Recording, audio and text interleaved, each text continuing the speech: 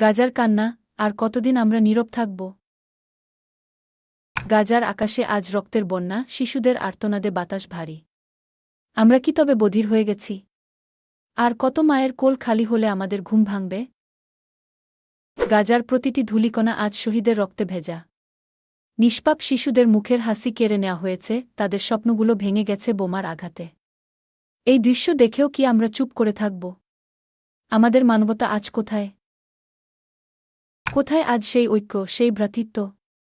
গাজার মুসলিম ভাইবোনেরা আজ একা, বড় একা।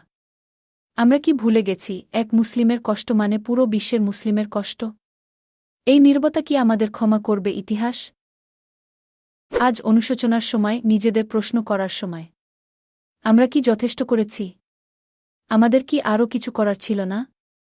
আসুন গাজার পাশে দাঁড়াই, তাদের জন্য সাহায্যের হাত বাড়াই।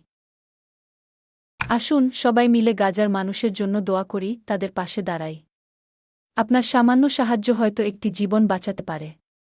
এখনই সাহায্য করুন, আওয়াজ তুলুন, বিশ্বকে জানান, আমরা জেগে আছি।